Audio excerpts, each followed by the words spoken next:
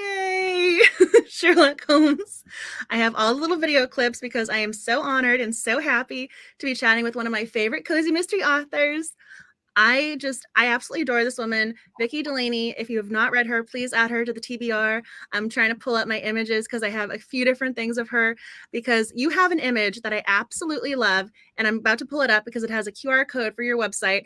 You with all of your books. This is one of my all-time favorite photos. Oh, can you send me a copy of that? Can you send me a copy of that too? Of course, absolutely.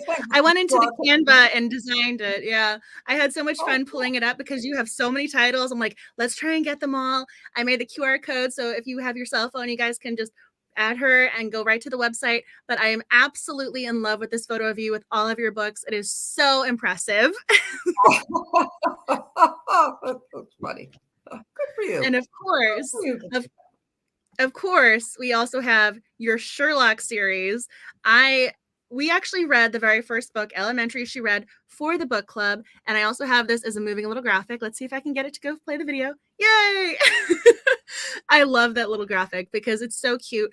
And I love that you are now officially, it's expected publication date for January 2025. And we are on the 10th book in the series, which blows my mind. I am so excited to read book 10, The Incident of the Book in the Nighttime. So I still have some time to wait, but it's coming. So I am very happy to chat with you tonight.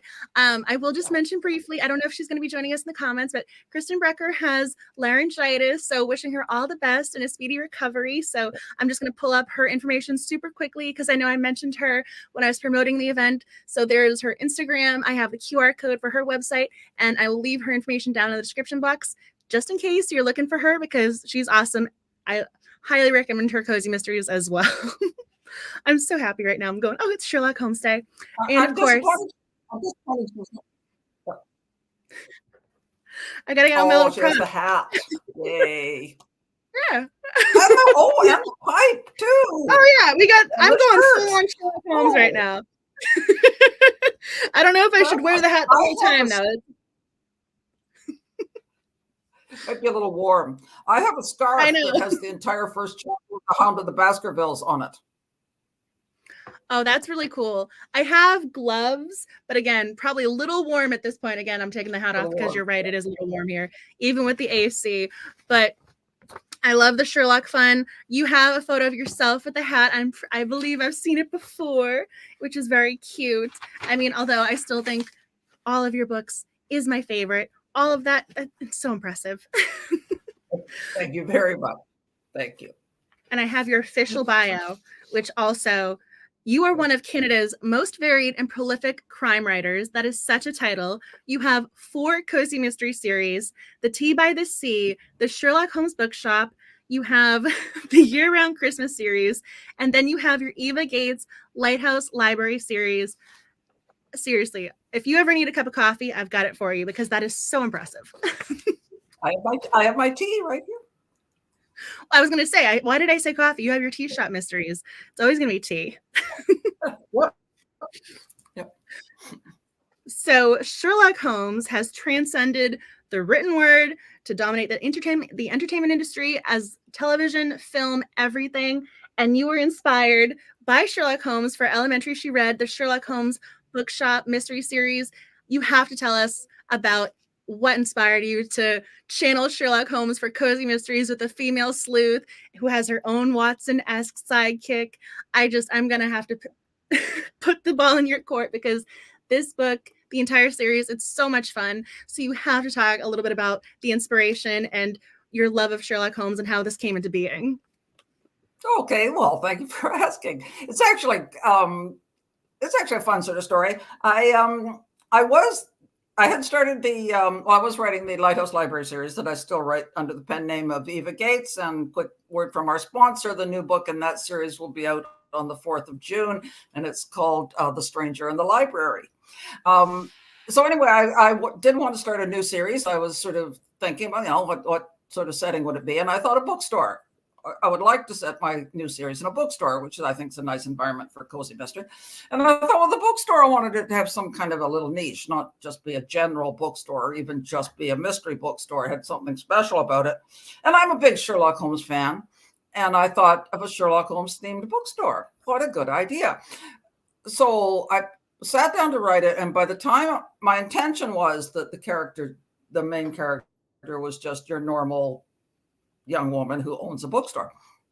By the time I'd written probably page 2, she was Sherlock Holmes.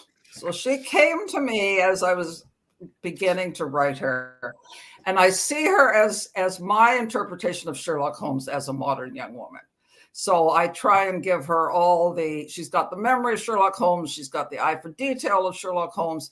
She can be a little bit brisk sometimes with people that aren't necessarily following her train of thought fast enough. And so it all came to life from there. And one thing also I'll say, there they are, the first song. It's at first glance, it might seem a little implausible to have a store dedicated to nothing but Sherlock Holmes. But once I started looking into it, it's totally doable. I mean, there's no other character in popular culture that's as popular as Sherlock Holmes, and not just Holmes the original. There's the original books, of course. There's all the pastiche stuff. There's all the spin-offs, such as mine. All the different interpretations. There's the movies. There's the TV shows, and there's the stuff that go with it. As you have ably demonstrated, we could have set that up. You can get T-shirts and hats, and I have a scarf that has the Hound of the Baskervilles, the first chapter printed on it. I have Sherlock Holmes socks.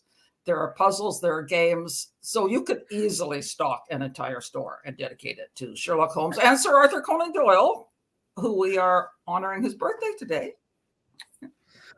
I was going to say, I have the enamel pins with 221B Baker Street and other stuff around here. And then you mentioning other things. So I mentioned this. I just posted it on the Instagram stories. So one of the things I was going to do to surprise y'all and add a little bit more of coziness is I'm turning all of the actors who've portrayed Sherlock Holmes into stickers. So hopefully, no matter who your favorite Sherlock is, he's going to have a sticker dedicated to him. So tonight, I'll be choosing a couple people from the comment section and some. Yes. I mean, of course, I'm going to send you some as well. So we also have, these are the ones that have arrived. I'm waiting on Basil, I'm waiting on Benedict, and I'm waiting on Johnny Lee Miller. So I have a few that are coming. It's taken me a while to get the designs all printed up and arrived. So hopefully UPS will arrive today because they rescheduled that delivery twice. So, but these are the ones I have to show you guys tonight, which I'm very proud of and happy to share. I don't know. I didn't know that John Cleese had ever played Sherlock Holmes. What is that from?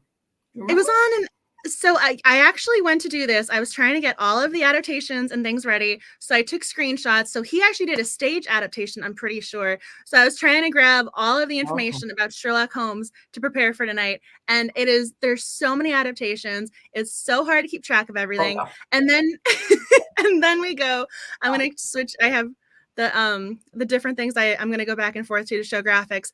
Then we have the Sherlock Holmes, who's not the star of the movie himself. So then we have someone like Henry Cavill, who apparently is Sherlock Holmes, the Enola Holmes series. So we have all sorts of actors who portrayed Sherlock Holmes. And of course, I had to dress up the images and throw a little, some graphics in there. And then you mentioned your favorites. So I thought you were going to say Benedict Cumberbatch. I just assumed it was going to be Benedict Cumberbatch, and y'all in the comments have to mention who your favorite actor portrayal of Sherlock Holmes is. Oh, I was so surprised when you said that because I thought Benedict was your guy. Would you like to tell them my favorite by far and away is Jeremy Brett.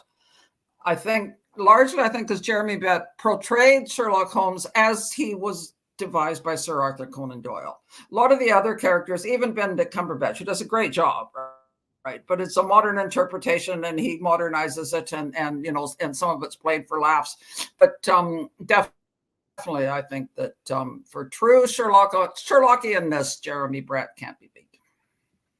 So then we have I tried to throw in one of the book covers. Turn away Benedict either. So I also had some fun drawing this one to show the Benedict Cumberbatch. So I have to say, my personal favorite, This is probably a little bit of a surprise, but I love Elementary. Johnny Lee Miller, he is my favorite because this is one of my comfort views. I love watching Elementary. I will never get tired of that one. So we have, I think part of the reason why I absolutely love Elementary is Lucy Liu. I love her as Joan Watson instead of John Watson. John, we got to Dr. Watson. She's Dr. Watson, who's the sober companion and becomes the sidekick. And I love their dynamic. I love that there's no romantic components. It's just their friendship, and it's so pure and sweet. And I just get the biggest kick out of watching them interact together. And so you have your own Watson sidekick. And I'm curious what your thoughts are about Sherlock and Watson, because it's really hard to fully separate them. All the adaptations, you get Sherlock, but you also have Watson. So even though Sherlock is the most adapted star, Watson might be the most adapted sidekick. So I wanted to ask you about who your favorite Watson portrayal is, what you did when it came to writing your own Watson sidekick. First, so I'll answer your second question first. My sidekick is Jane Wilson, no coincidence with the initials there, who runs, so here's a vote for Basil Rathbone.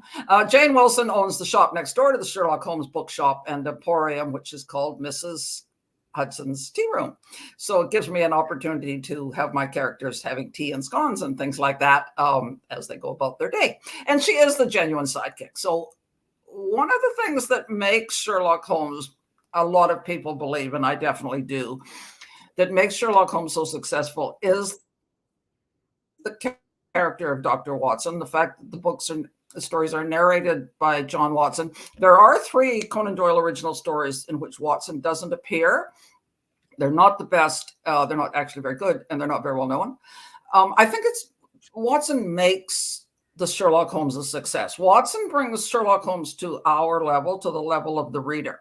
Sherlock Holmes is, this cerebral guy who knows all this kind of wonderful stuff, and he can be awfully aloof and otherworldly in some ways. And John Watson brings him down to our level, and we, the reader, see this strange and somewhat brilliant man through the eyes of Watson, who is, in fact, the reader's interpreter. And I genuinely think that the success of the series, the long-standing success of the series, really does depend totally on the portrayal of Watson. Having said that, in my series, the first-person point of view character isn't the sidekick. It is the sleuth herself, Gemma Doyle, who is my interpretation of Sherlock Holmes. And I did that quite deliberately because I'm attempting to make the books humorous. They're intended to be funny, and they're cozy, and they're intended to be funny. And I feel that if you're going to kind of make fun of people sometimes, as I do with Gemma, you really need to do it in their voice so it doesn't look mean. So sometimes, and I do get fun out of her reacting when she says something totally, brilliant, and everyone stares at her and she's sort of like, what, did I say something? So I did that quite deliberately. Also because in modern writing, you need a lot more show don't tell than you used to. You used to be able to have Sherlock Holmes come back to the 221B Baker Street and tell Dr. Watson what he was up to. In modern writing, you kind of can't really do that. The first person character, or the character, has to actually do it on the page so you can see it, in most cases, of course, not in all cases. So that's my version of Jane Wilson, who I always call always loyal and ever confused. And my favorite Dr. Watson fits in the theme of what I said earlier, that I really liked the first Jeremy Brett Watson, who was David Burke. I also liked Edwin Hardwicke, who came after. I think David Burke was only there for a year, but I think he really was the best. He's just the perfect Watson. The look on his face sometimes when he's just totally baffled as to what on earth is going on, and it's priceless. I think he does a fabulous job. I like Martin Freeman as well in the Benedict Cumberbatch series. He also has that slightly befuddled appearance about him without being, and I don't like them if they're portrayed as kind of stupid, too stupid to keep up, as some of the earlier versions certainly did for poor old Watson. So that's my Watson. I love the way you're talking about Watson. I could just listen to you talk forever. I always thought it was interesting about how Watson is supposed to be the everyman who is the reader's counterpart, but at the same time, it's Dr. Watson. And Doctor, he's very intelligent. For Joan, for the elementary adaptation, she's very intelligent. You have this person who's got a very high IQ, very capable, and yet they're still the dumb compared to Sherlock Holmes. Always has to break it down, always has to explain. I think when you mentioned the befuddled look, that's why I got the biggest kick out of Martin Freeman, because he would always go, brilliant, excellent, because he was always so caught off guard going, how did you figure that out? That's one of the things that I think is so intriguing about the Watson character. So you said she's ever confused. You're Watson. I'm going, that's pretty accurate. Yep.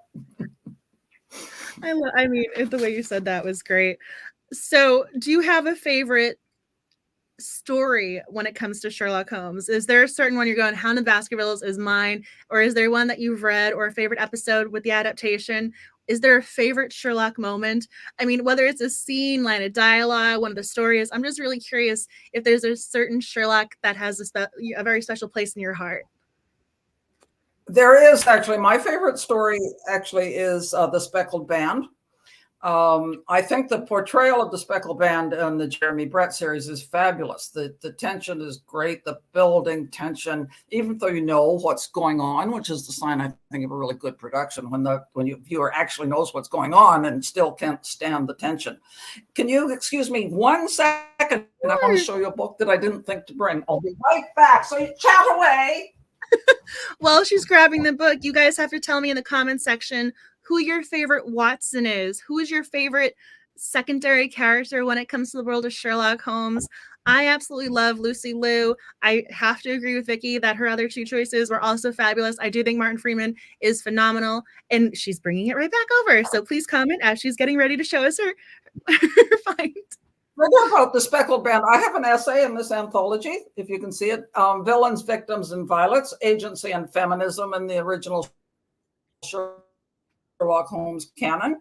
And I have an essay in this in which I talk at some length about the Speckled Band, and the fact that Sherlock Holmes and the Conan Doyle stories is often portrayed as almost a misogynist, right? He seems to have a very dim view of women. In fact, I think if you look deeper in the case, that's not the case, and it stands out really well in the Speckled Band, where this woman who has no agency in her life, she's in her 30s, she's totally dependent on her stepfather, she has no money, she has no ability to ever earn any money, she has no freedom to leave his control, she's scared to death of him.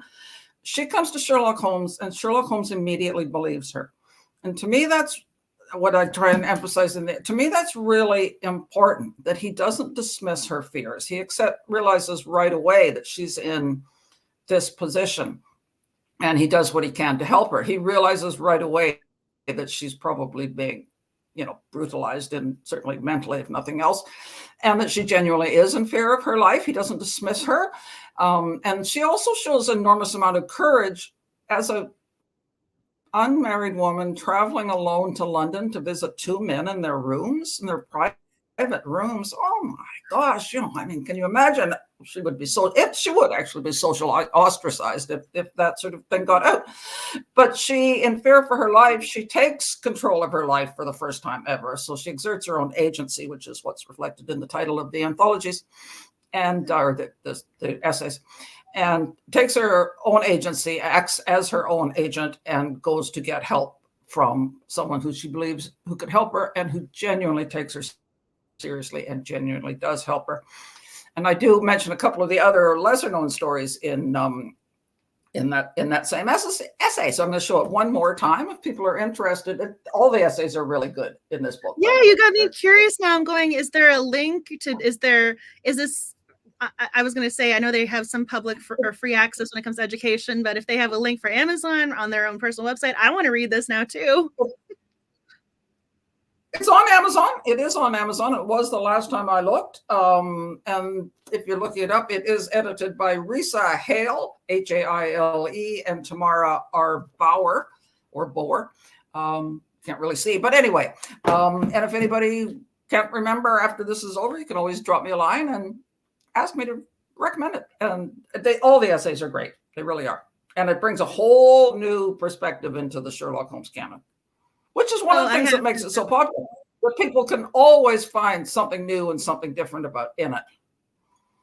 Oh, I know exactly what I'm downloading tonight. This is going on the TBR. Here I am thinking I've read or I will be reading everything you've ever written, and I was missing a crucial piece of your Sherlock history. I mean, I love when you mentioned the female component, though, because it's true. And I'm so fascinated. I know it's his birthday, which is why it's Sherlock Holmes Day, with Sir Arthur Conan Doyle, which, again, I also love how you have the last name Doyle for your protagonist. Those little fun details make me so happy. But as an author, he grew to really dislike Sherlock. He actually killed him off. And he also had the female representation with Irene Adler, the woman. But the fact that he always referred to her as the woman always made me, I just would always laugh or smile going, yeah, it's not just she's the person or whatever, she's the woman. I'm curious if that's in your essay or if you have thoughts on the woman or if you have a certain character portrayal that you love. I'm curious if you have your Irene Adler pick. I don't actually, because it is in that the character of Helen Stoner, I think is her name, in the Speckled Band. Yeah, that is her name. She really interests me as a character when you look deeper. And it is, I do give some quotes about the position of women in Victorian times. And she really does, in fear for her life, break the standard, break the confines to which she's held as much as she's able to. I find that fairly interesting. I find that more interesting than Irene Adler, who is the one that everybody remembers. Another character I talk about in that essay is, name escapes me, but it's The Adventure of the Copper Beeches, where the woman is the governess, and she comes to Holmes because she thinks that something is amiss. And at the end of it, Dr. Watson, and she's smart, she's intelligent, she's just curious about what's going on. So she's not, she just wants somebody to help her figure out what's going on. And at the end, Dr. Watson even says he had hoped that she and Sherlock Holmes would get together. This actually happens in the story. And, but no, it did not. So I tried to find some of the images because I know Rachel McAdams was Irene Adler in the movies, and she's just stunning. I love her. Ever since she was in Mean Girls, I even watched her on Slings and Arrows, your Canadian television programming. And then we have that is so good. If anybody gets a chance to see Slings and Arrows, it's about 20 years old, Canadian TV program with Paul Gross is the star. It's got nothing whatsoever to do with Sherlock Holmes, but it's really good. So anyway, carry on. Oh no, I think it's actually on BritBox. So there's Sherlock Holmes adaptations on BritBox, but I think Slings and Arrows is actually there as well. I'm trying to remember if it's BritBox or Acorn TV, but it's available. I know that much because I did a rewatch recently. Again, Rachel McAdams. I think she's phenomenal. But again, when you said, yeah, I mean, it's a Canadian-based program, I'm pretty sure. You and your Canadian. Got to represent.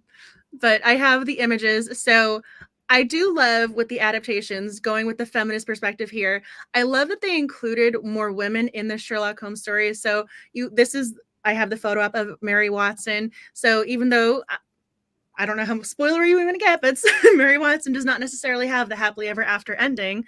But I liked in the adaptation that they made her strong, capable, intelligent. And then I also loved, again, you have a female Watson and female lead with Sherlock. I love Lucy Liu as the Watson. So I also appreciate the fact that even though we have the classic two men as the lead and his sidekick, it still appeals to women. There are female characters. They've been adapted to include more female characters. So I really do want to read your essay now about, the women breaking boundaries way back when. So I'm fascinated by that. I just wanted to mention and throw this in there for the conversation. But because you also have Mrs. Hudson in her tea room. I mean, Mrs. Hudson was a part of the original canon, but she's very secondary, and she's not always a part of the main mystery or narrative. She's definitely off to the side, who's being referred to as the housekeeper, even though she's not the housekeeper. Not your housekeeper. Yeah, that's one of the things that that happens in all the pastiches and everything, is that in a lot of cases Mrs. Watson or Mrs. Hudson is given a much wider role. In the Mary Russell and Sherlock Holmes series by Laurie R. King, which is one of my favorites, Mrs. Watson is Mrs. Hudson, sorry, far deeper than would at first appear, right? So you need to, and that's why, I don't know, there's something about Sherlock Holmes, about all the characters in it, that are just so malleable almost, that you can do so much with them. And which is why people are still doing so much with them. So one of the characters that is iconic alongside Sherlock is Moriarty, obviously. My mother just realized this the other day. So we have our logo and our mascot. Mascot is Sherlock Holmes, obviously. Sherlock, love it. And then the logo is Moriarty, TEA. And she goes, I didn't realize Moriarty was the bad guy. It's your logo. How can the bad guy be the logo? I'm going, but it's okay. We got a cute, cozy play on words with the TEA, the T. Play on words. There's Moriarty right there. I was going to say, we got the beautiful. In my series, Moriarty is the shop cat. There he is. And that was another thing that's sort of fun to do. Cozy mysteries, obviously, lots of people have cats and dogs. And the cat is, in my books, in my interpretation, he's a master criminal trapped in a 10-pound body. That he hates Gemma. He's a good shop cat. He greets everybody who comes in. He lets people rub their tummy, but he hates her, and he's always out to get her. One book, she climbs up the top of the stairs, and he throws himself between her legs, hoping that she'll tumble to her death, because he is the reincarnation, if you will, of a master criminal. So that's just fun. That's the silly, cozy, fun stuff to do. So I think, again, I read the book before I met you and fell in love with you as a human being, because I always say, like, you're the perfect combination, because you're talented and you're a kind person. I'm like, this is why I will always recommend you to everybody. But I read the book first, and I knew you were brilliant. And one of the things I loved about your cat, and this particular representation, was my mother had a cat when I was growing up, but she had the cat before she had me. So I was intruding on the cat's space. So the way her cat acted was very reminiscent of the cat in the books. So I felt like I had a very special connection to your Moriarty as the cat formation of, okay, this is what I'm going to do to our leading lady over here, because I definitely related to Gemma and how she was experiencing her feline companion. Great. But I am curious, though, when it comes to Moriarty, when it comes to the adaptations, because you are very well versed in them, if you have a favorite Moriarty story or a favorite character portrayal, because I'm so fascinated by the juxtaposition of the classic Moriarty versus Sherlock Holmes, because these two characters on paper are very similar. They're both intelligent. They both are very quick, the sarcasm, and kind of a little bit their views on the world. But at the same time, it's their values and morals that are different. I love on the show with Benedict when he says, the side of the angels. But at the same time, if it weren't for the morals and values, they're very similar, but they're forever butting heads. And so I'm curious about your thoughts on this iconic villain, because this gives someone, for Sherlock to kind of quote unquote fight and go after. So we have the side mysteries like you were talking about before, but then we have the overarching mysteries. So I don't know how to phrase this as a particular question, but when it comes to someone like Moriarty, that lends itself to the longevity of Sherlock. One of the reasons why he's so prominent was because he took down this arch rival. He had a nemesis. Real people don't have a nemesis. Unless you're on a Sherlock adaptation. But I wanted to highlight this character of Moriarty because I'm so fascinated by this villain. Actually, Moriarty is a good example of somebody who's become much more popular in pastiche and interpretations than he was. There's only 3 of the Sherlock Holmes stories in which Moriarty appears, and there are 60 novels stories. So he was never even in very many, as I said, just 3 of them. Of course, his most famous, because he tried to kill Sherlock Holmes, and John Watson thought he succeeded, and Holmes disappeared for 3 years, and then he came back when Conan Doyle got tied up. So Conan Doyle actually did kill off Sherlock Holmes. Yeah. And then the masses were going, no, you can't so do this. Moriarty has captured the sort of model. It has captured the modern imagination, I think, just because people do like to see the sort of battle, the two sides of good and evil. But it's a basic creative writing technique is that your villain, the antagonist has to match the protagonist in some ways, right? Superman is thoroughly good, therefore Lex Luthor must be thoroughly evil, and the same with Sherlock Holmes and Moriarty. Sherlock Holmes can't really battle against dumb villains or the kind that throw a rock through a car window and leave their fingerprints on the rock. I mean, he just doesn't, because to make the story interesting, the villains have to be of his intellectual level or slightly below in order to give the stories, obviously, interest and veracity. So, yeah, and as for who's my favorite Moriarty, I'm quite fond of Andrew Scott, who played Moriarty in the Benedict Cumberbatch series. Maybe, perfect timing, maybe a little over the top for my liking. I think he had that look. That picture is just great that you showed. He had that look of sort of innocence with evil behind it. Yeah, there you go. There you go. Incidentally, if you haven't seen the version of Ripley that's on Netflix right now with Andrew Scott as Tom Ripley, it's excellent. I really liked it. And if I can give another little word from our sponsor, in my Lighthouse Library series, one of the things that I do is in every book, the classic novel reading club is loosely reflected in the plot of my book. I have fun with that. Well, it just so happens that The Stranger in the Library, the book they're reading, is Ripley Underground, which is a Ripley book by Patricia Highsmith. And lo and behold, he pops up on TV in this hugely successful series. So what I've kind of tried to do with Ripley, my interpretation of Ripley in The Stranger in the Library, is make Tom Ripley into a cozy character. So we'll see if anybody thinks that works or not. I mean, I think you're a master of your craft, so I'm sure it worked. 4th of June. Anyway, that's definitely an aside, but Andrew Scott's a great actor, and he played both those roles really well. Yeah.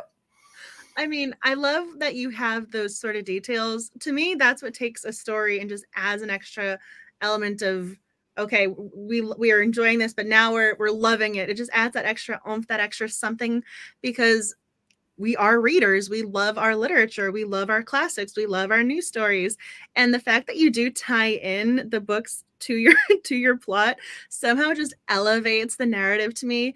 And I love feeling as if I'm in on the joke. So I know that this is a little bit of off topic when it comes to Sherlock Holmes, but you do have some things like that in the books here too.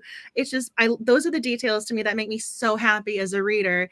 So I am curious, because you mentioned it, if you're so prolific, I'm going, how do you go and write this narrative, but still interweave those sort of fun details and not clues, but sort of posts or something in regards to, yeah, this is going to relate back to the book itself, because you have such fun moments with them. I'm just curious how you include them, because they always I just want to explain that in the Lighthouse Library series, I said I do kind of, you don't have to have read the classic novel. I'm just having fun sort of adapting it a little bit in my own way.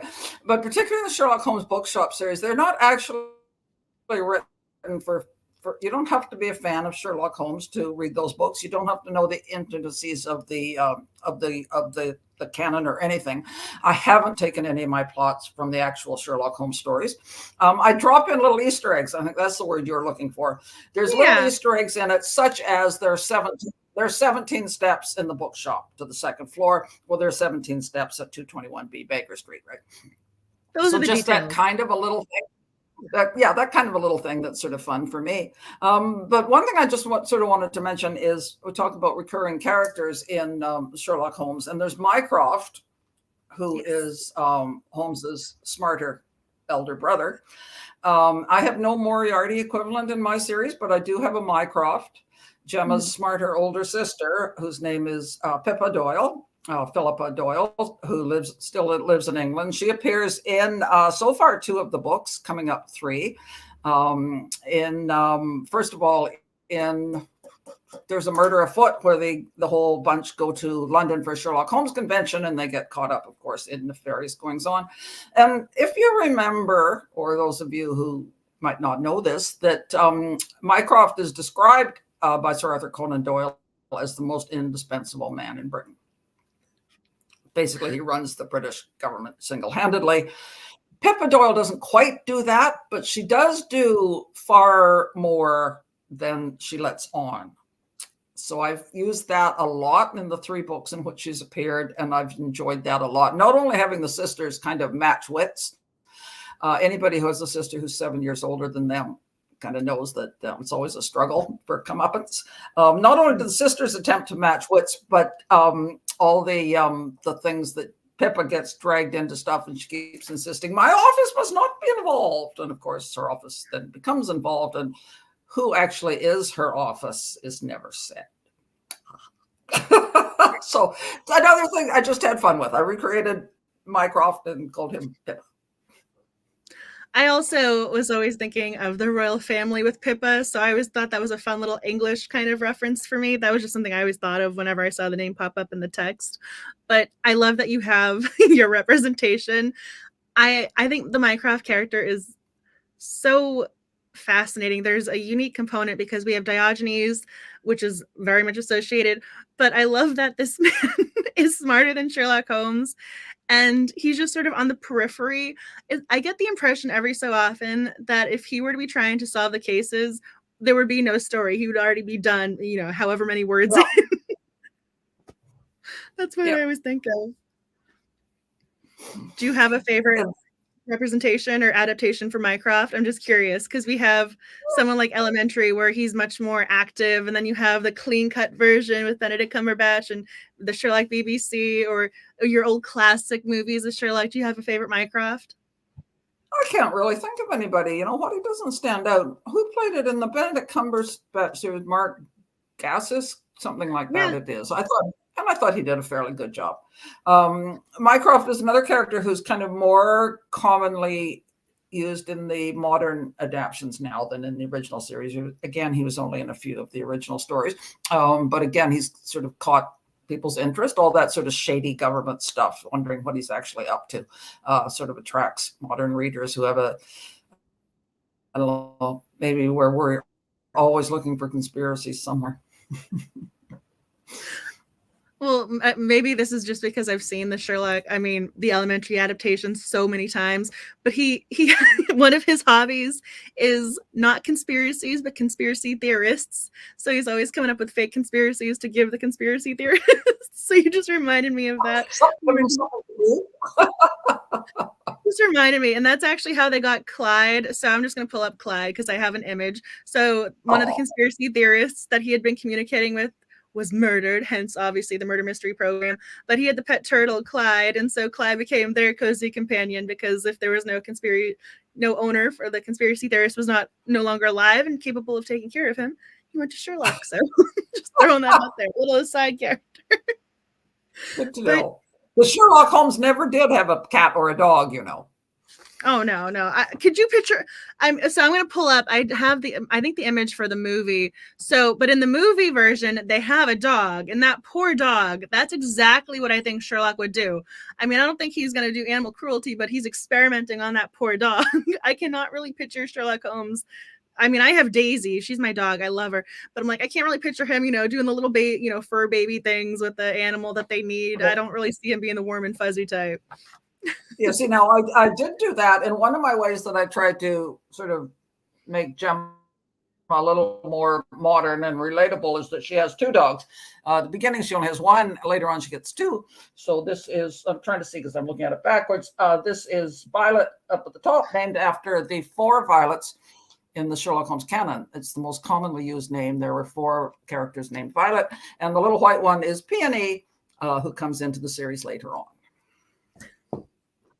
And that's a kind of a deliberate attempt because the fact she doesn't get on very well with her cat, and because she's a little bit of a not necessarily someone that people are going to warm to right away.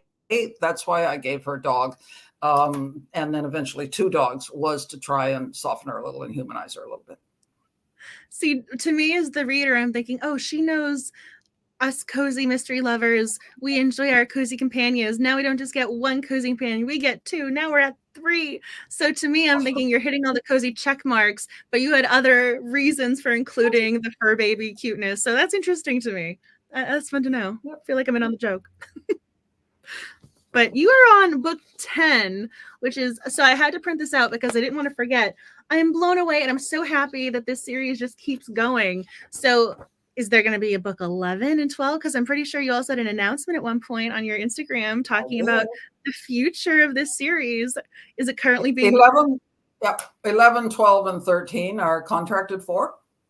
So there will be more coming, more adventures in West London, Massachusetts. Which, by the way, if anybody hasn't read the books are set in West London. Obviously, I created a fictional town in Massachusetts, and the Sherlock Holmes Bookshop and Emporium is at 222 Baker Street, and Mrs. Hudson's Tea Room is at 220.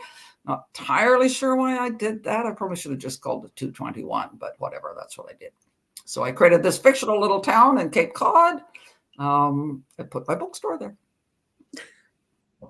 And again, as someone who's currently living in Massachusetts, you get to feel that fun little connection to the story going, oh, it's that somewhere that I can think of and be a part of. And even though it's fictional, you're like, oh, it's in my state. It's my area. We're good. It's happy. I'm glad. I'm glad you didn't think, well, it's nothing like it. I'm very excited that this series is going to be continuing. Have you already been drafting and working on things? Are you watching the adaptations or reading the short stories for inspiration? What's coming up for Gemma? Haven't got a clue. Not a clue. The Instance of the Book of the Nighttime, of course, was finished earlier this year because it comes out in January. I write 4 books a year. Everything simply has to wait their turn. I'm a little unsure. Jayne is engaged. She's supposed to get married in January. I'm a little unsure whether I'm going to do a wedding book. I did do a wedding book for the Lighthouse Library series. I might not. I might. All I'm saying is I'm unsure. I might just have her be married and have it over with, or I might have to plot something around the wedding. But we will see. Which is a short way of saying I haven't got a clue. Not a clue. No, you get me curious going, oh, but there's that episode in the Benedict Cumberbatch where he's at the wedding and you have Martin Freeman's Watson getting married with Mary. So you could always pull a fun reference from that episode. Well, actually, that could be fun because Mary, of course, turns out to be far, far deeper than anyone realizes, including Sherlock Holmes at first, right? I'm very interested in that adaptation. I just love how Mary has evolved. And then you have something with Elementary where they want to have reference to Mary and be true to the characters in a way, but it's Joan's mother. So they still get a Mary in there, but in a very different type of way. Not necessarily the romantic counterpart, but I love that it's still in relation to Joan or John Watson there. So I think it's cute that they still include a Mary, but I do enjoy the Benedict Cumberbatch version where she becomes the spy. And I think I even have a photo of her, but because she looks so happy and cute in this photo when she's first the girlfriend getting proposed to. I love that she's so deep and there's a lot to her backstory and that it's trickled into the future episodes. So I'm curious. That is Amanda Abingdon, I believe is the name of the actress, and I think she's fabulous. And I actually just jotted down a note here to give you an idea. I'm not going to tell you what it is, but if it comes to fruition, I will let you know. Now you got me curious. I'm going, oh, I said something that she deemed worthy. Well, the thing is, if I don't use it, I don't want to get your hopes up. So it's fine. But still something sparked. And isn't that the whole writing thing where you're going, okay, I have one thing over here. And then you kind of go on this little, internal narrative going, oh, this thing reminds you of this thing. We're trying to do this thing. And then 5 things later, you're like, this is the one that I really want. So sometimes it helps. It kicks off a little, creative mind, a little spark. Old juggling. I mean, 4 books a year, though. You're still doing 4 books a year. That's incredible. I'm still doing 4 books a year. Yeah, because you've been doing that for a long time. As I say, now. It keeps me out of trouble. But you've been doing 4 books a year for a number of years now. For a number of years. Obviously, I started off my career writing a lot slower than that. It's been 5 or 6 years now that I've had 3 or 4 books a year. Yeah. Well, it's atypical when it comes to the publishing industry, unless it's a Nora Roberts situation where she's just cranking those little guys out. So it's very impressive when you're going 4 books a year. Oh, how does that creative mind work? Teach me your ways. But I'm always wondering about it. So when it comes to, so you have your bookshop mystery series, we have more books on the horizon for that. So where are you at with your tea shop mystery series? And you also have your lighthouse mystery series. There are more books on the horizon for those as well. Yep. So the I mentioned that the next Lighthouse Library book, which I'll remind everybody I read under the pen name of Eva Gates, comes out on the 4th of June, Stranger in the Library. The next Tea by the Sea book comes out at the end of July, and it's called Trouble is Brewing.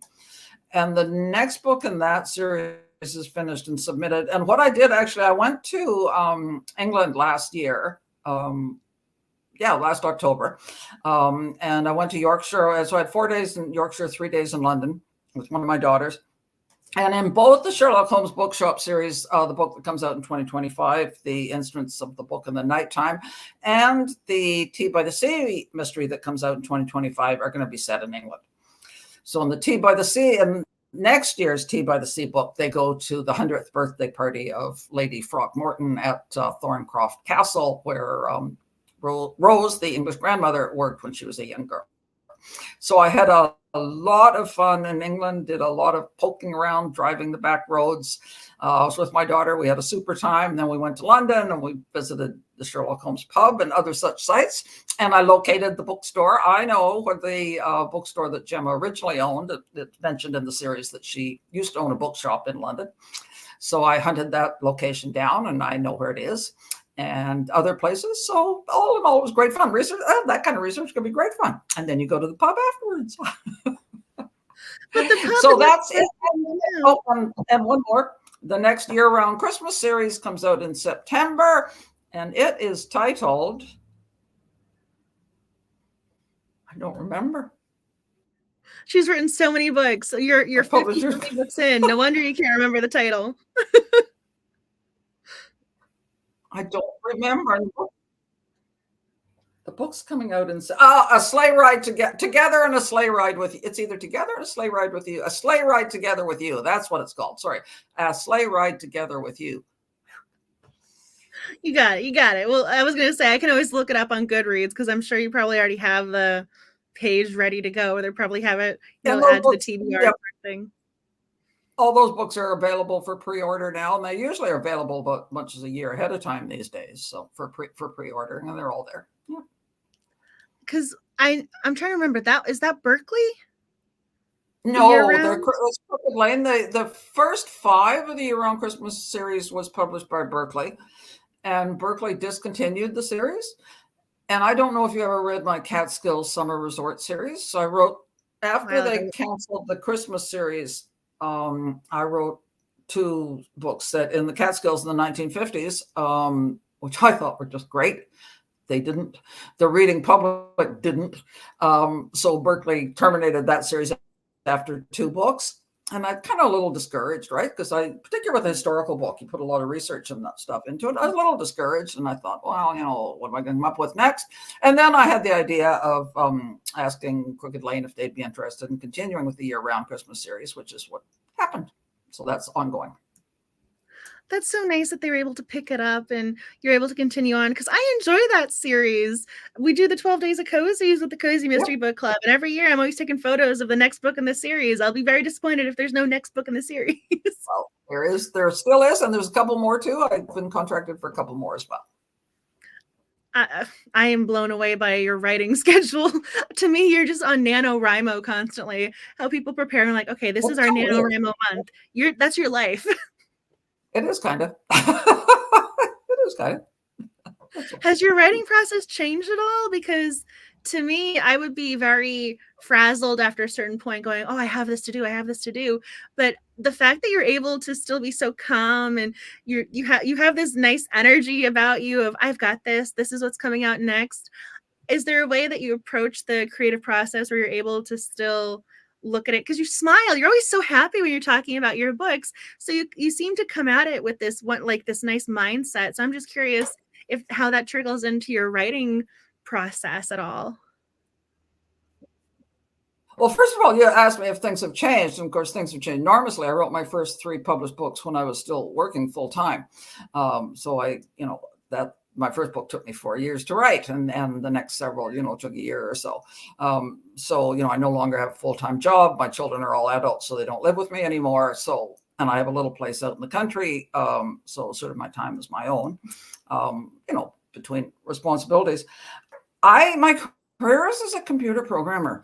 And even going way back further than that, I've always been the kind of person that if I'm not finished a project a month before it's due, then I know I'm in trouble. I used to look at my daughters. I remember once she had a paper due for school and printed it out when she was in university the night before and her printer jammed. And I'm like, you didn't print that out 3 weeks ago? It's due tomorrow. You should have printed it out 3 weeks ago. So I've always been like that. So essentially deadlines are not something that ever concerned me because, 6 months before it's due, I'll think, geez, I better get this thing done. And that's just the way I've always worked. And when I worked in the computer business too, you had real hard deadlines, unlike in the writing business where they'll sort of let you have a little bit of break if you're late. Computer business deadlines were hard. Meaning they were fast and hard and fast, and you couldn't skip them. So you had to be ready to go when it was the day that the program was supposed to work. So I guess that's just the way that I work and that I've always worked. Well, to me, I think part of what you're saying is so intriguing because the creative process doesn't necessarily always lend itself to a schedule, but you've been able to somehow make that work for you. I mean, some people are they're waiting for the muse, but you seem like you're one of those people where it's as soon as I sit down, I'm looking at the page and the muse will be there or she's not, and we're still going to get some words on the page and go from there. The muse is there every morning at 9:00. That's it. So in fact, I always say that I'm not a disciplined person, and I'm not. So I have to be a disciplined person. Yeah. So meaning I write every day when I'm at home. I travel a lot, and I don't usually write when I travel. But when I'm home every day, today was a really nice, hot, sunny day here, and my garden is calling to me, and my lawn is like a field of hay right now. But I worked till about 2 today, and then I cut the lawn. So I really do write every single day when I am at home, because if I didn't, it wouldn't get done. There's always so much else that needs to be done in anybody's life. That if you don't have a schedule to stick to, it can be pretty easy to wait until it feels right, or until you're waiting for the muse to strike. And there was some famous author, and I forget who it was, who did say, I only write when the muse strikes. And fortunately, she strikes every day at 9:00, something like that. And that's that's the way it is for me. When you were talking about traveling and not always writing when you're traveling, I just thought of you, and I'm going, she is Jessica Fletcher. She is Angela Lansbury come to life as Jessica Fletcher. I had to throw this image in there. I was like, you even both have the haircut, kind of. I'm going, oh, she is Jessica Fletcher. Fictionally speaking, I've actually never come across a murder scene. Never. Just the ones you write, the ones you pen. Oh, I mean, yeah. I'd be very curious if you were stumbling upon body after body in your small town. That would, I mean, yeah. They have their theories about Jessica Fletcher, and I would understand in real life if there was a constantly bodies being found in Cabot Cove sort of situation. I'd be curious about her involvement as well. I did play with that a little bit in one of the Lighthouse Library series. I had because the main police character, whose name is Sam Watson, and I didn't deliberately call him Watson, it just happened. He's an older guy, and it's always mentioned that he's sort of on the verge of retirement. He's waiting to retirement. So this new cop comes to town, supposedly to take over from Watson, and he's really suspicious of Lucy. He said, how come she's always hanging around when there's a murder scene? How come she's always wanting to get involved? So he thinks that she's doing it on purpose, killing these people so that she'll be the center of attention, and everyone will think she's this great hero. So I enjoyed playing with that sort of a trope of the cozy mystery. Why is all these people? Why does nobody worry that all these people are dying in this? That's the thing. they have the population for Cabot Cove, and I'm going, whoever is doing this sign, they must have to be repainting this quite frequently. Scratch one off every day. Well, even then, because they have the population, and from one season to another, it hadn't changed, and I'm going, someone needs to update that. But I love my Murder, She Wrote. I love her. I love Jessica Fletcher. There was an episode, well, it was part 1 and part 2, where there was another mystery writer who visited her, and they thought maybe there was a connection between the mystery writer and the murder. So I love when you're talking about your co-op going like, yeah, why are they here? This is questionable, because that's more realistic to me. I would be very concerned about someone being near dead bodies frequently if they were not a mortician. So. Yeah. And if you guys have any questions for Vicki about Sherlock Holmes, about her series, please ask them. I've been so busy chatting with her, I forgot to ask you guys if you have any questions for her, because I find her so utterly fascinating that I just kept talking with her. So if you have any particular questions, please type them now, and I will put them on the screen, and hopefully she'll give you the answers that you're looking for. But I mean, while people are commenting, is there something else you wanted to discuss when it comes to Sherlock Holmes? Something about the character, something when it comes to your adaptation that you were loving, you really wanted to shine a spotlight on, highlight, because to me you are a Sherlock expert, so I wanted to put the ball in your. One of the things I find really interesting, and not about Sherlock Holmes but about Sir Arthur Conan Doyle, in this book it's called The Sign of Four Spirits, and you can sort of see by the illustration that one of the scenes is set in a seance. And Sir Arthur Conan Doyle was an intensely active spiritualist. He really believed in the paranormal. He believed in, seances.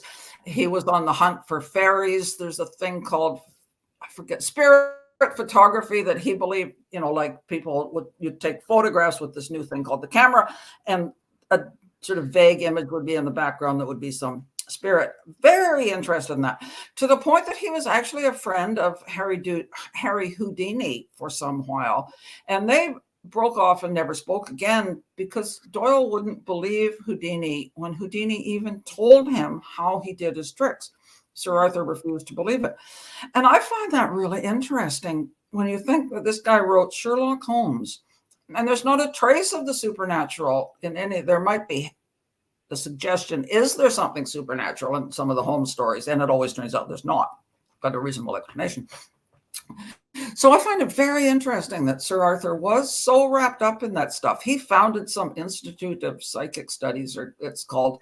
There's a pub in London I've been to with my daughter, and there's a plaque on the wall that Sir Arthur used to go to that pub after meetings at the Institute of Physics Studies or something it's called. I find that really interesting about him. Certainly there's more to him, Sir Arthur Conan Doyle, than just writing Sherlock Holmes, although that's mostly what most of us know him for and thank him for. Thank you, Sir Arthur. It's so funny that you mentioned the Houdini connection, because I watched, it was just one of those 1-hour documentaries on the History Channel, because I am that person. I watched that with my father because it was on Houdini, and all of a sudden they mentioned Sir Arthur Conan Doyle, and I was going, wait a second, hold up, this is my person. Hold, what's going on? I was so fascinated by their connection, because until that documentary, I didn't know about that. That was just something. It just blew my mind, and I'm glad that you're talking about that, because Houdini and Doyle, you wouldn't necessarily make that connection unless it was simply pointed out to you. I think it said something about his wife also being really invested in the mystical seance, and she had her friends and they were doing things. So I am kind of surprised that didn't enter his writing at all, because Sherlock is such a pragmatic, logical character. Maybe that was his alter ego at work in the text. I'm not sure. He wrote several nonfiction, obviously they're fiction, about fairies living in the English countryside, but he intended them to be nonfiction. He has several books about that. I can't remember all the titles, but it was a keen interest all of his life. Victorians were heavily into spiritualism, generally speaking. See, Lou is also mentioning the spiritualism doesn't match up with the fact he graduated from medical school. Yes, and he graduated from medical school. You'd think someone who's writing this character who's invested in academia, who's reading and doing all of these things, doesn't necessarily represent the same sort of person you picture having crystals on their desk and other things. The contrast is so intriguing to me. It also shows the multidimensional nature of humans, how people are so nuanced too. That's a good way of putting it. He definitely had two sides. Yeah. I mean, if this person can write Sherlock Holmes, I'm not really going to start judging what they were doing, how he got inspired, how he wrote, whatever he did, it worked for him. I'm just glad he brought Sherlock back from the dead. So that's my own little thank you, Doyle. Thank you for not leaving him the Reichenbach Hall. Public pressure, and that was public pressure that people were so aghast that he killed off Sherlock Holmes that basically the public demanded he come back, and so he did. So you have a question from Lady Gizmo. Did you enjoy the Sherlock pub? Were there photos, hats, and pipes on display? Actually, the pub is the pub's great. The Sherlock Holmes pub it's quite close to Trafalgar Square in London, so it's centrally located. It's more than pipes and hats and stuff. There's actually a whole room upstairs that is it's blocked off, and it's supposed to represent the study at 221B Baker Street. So there's lots of photos and stuff from movie productions and illustrations from the books, cover images of the books and all that sort of stuff. And then you go upstairs, as I said, you see this whole study. You can't go in it. It's sort of blocked off. And there's this guy, what do you call it, mannequin standing there that's supposed to be Sherlock Holmes in the study at 221B. And downstairs, upstairs too, it's a nice pub that serves nice food. And I have actually lots of pictures of it. Maybe I'll put them up again one day on my Facebook page. If anybody wants to see them, it's Eva Gates Author is my Facebook page. Vicki Delany and Eva Gates is the name of the page. So the pub is different from the museum, or is that the same location? Because there's also the museum itself, the Sherlock Holmes Museum. Yes. Are these? Yes. They're not the one the same. No, they're quite. Yeah, the museum is. They're quite different. The museum is near Baker Street or on Baker Street, I think, whereas the pub is near Trafalgar Square. Another interesting thing in the tube, the London subway at Baker Street, there's illustrations on the wall of scenes from the Sherlock Holmes books. Like there's an illustration from The Hound of the Baskervilles and that sort of, like big, sort of wall-sized murals that are actually, authorized and painted on the walls. So they're kind of fun to see. So if you guys have any other questions, now is your time to ask. I'm going to pull up the image again, because if you guys are interested in her photos and her information, I want to make sure you have the QR code to get to her website. Also, see all of the books that we're talking about here. I am so blown away. And then here is, I'm so blown away by the backlist of titles you have.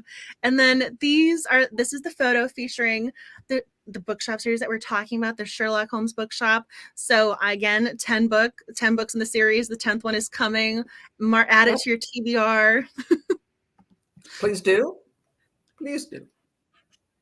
I'm trying to think if there was something else, because I have your images. I have the references. If there was something else I wanted to add to the screen, because I made all of my little Sherlock videos and everything else. If there was something else with your titles that I wanted to add, because there's so many different ones.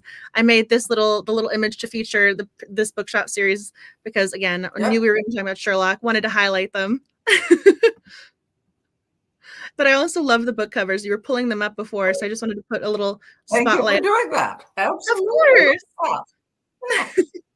I mean, I designed the background myself with the little tile. For some reason, when it came to my Procreate app, I was feeling very creative. So I'm glad you like the image, because I did the background myself. It wasn't just a Canva thing.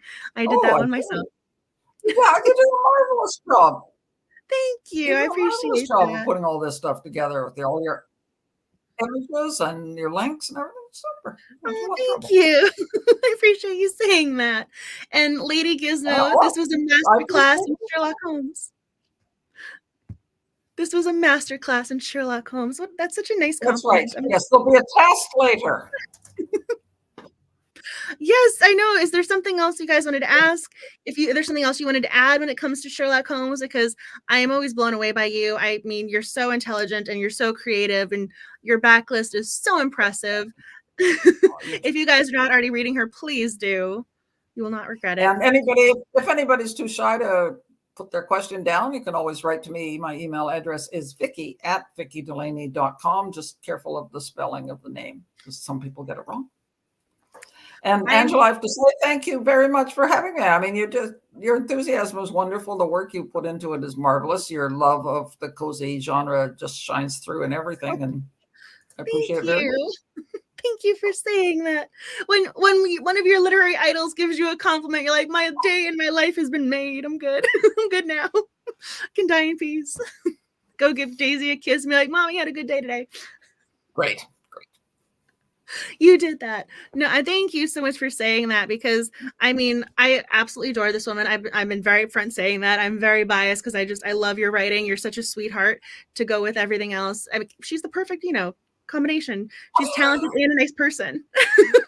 I mean, I love that. I get to recommend you and be like, she deserves the praise. Like, she really does. It's well deserved from the talent and as a person. So if you're not reading her, please do. I will pull it up one more time so that you can see the list of back titles and everything else. Let's see if I get the image. I use StreamYard, and I'm always going back and forth trying to pull up the comments and make sure everything's going just so. And I'll just pull it up one more time. There she is, her lovely photo. So if there's something else you guys wanted to add, now is the time. But if you're not already following her on social media, she has her Instagram. She has all of her platforms. She has clearly like the entire backlist of books for you to go explore and enjoy. But I am so happy and so honored that I got to chat with you and do this tonight. And hopefully, there we go. You can take it off. I'm so appreciative of you taking the time to do this. I mean, I love Sherlock Holmes. I love your book series. So the two go together so perfectly. And I mean, thank you. I'm looking down to see what the comments. So before we sign off, we have to mention Jude Law, apparently, as Watson. Do you have any thoughts on Jude Law? I was not a big fan of the Robert Downey series movies. I did see them. Maybe that kind of almost went beyond parody to me. I thought it would have worked as a Fred Jones series. It didn't work to me. Jude Law did a fine job, but no, Robert Downey didn't appeal to me. I think there's a new movie coming out. I'll go see it. I'll be disappointed, but I'll still go see it. Yeah, not one of my favorites. No, definitely not. Oh, I'm just seeing the comment pop up. Where did it go? I just lost it. Kay Templeton was saying, you've read most of the Lighthouse Mystery series and the Sherlock Holmes bookstores, and she loves both of them. Oh, you have a fan. But now you got to go read her year-long Christmas mystery series and the Tea Shop mystery series that you have going. So, Tea by the Sea. Tea by the Sea, please do. I was going to say, now you have more books for your TBR. So again, I fully endorse Vicki Delany, aka Eva Gates, aka a fabulous, talented cozy mystery author. And she does Canada. She represents Canada well. By the way, Angela, did you see? And I noticed that I've been chosen to be the cozy guest of honor at BoucherCon when it's in Calgary in 2026. I did see that. I was on their website. I'm going, okay, I have to mark the calendar and actually go to this one. I went to the one last year, but I'm missing this year. So that's so exciting. Congratulations. That's such a big deal. 2 more years to plan. See, this is where you're going, oh, what can I do in the interim? Let me choose my outfit. 2 whole years to go. Yeah. What year is it? I was looking at the future events, and that's how I saw it. But it is a few years out, right? Yeah, 2026. So it's still 2 more years. 2.5. It's in October. So you're writing books that are coming out, and you got your January 2025. You plan ahead anyway. You've got this. I do too. Yeah. Oh yeah. I haven't chosen my outfit yet, but I will soon. You're gonna have to do something. You're gonna have to like decorate or do something special to mark the occasion. That will be so fun. I will. And you're not gonna have to travel to the States to do it either. It's gonna be hopefully in your backyard, right? About a 4-hour flight.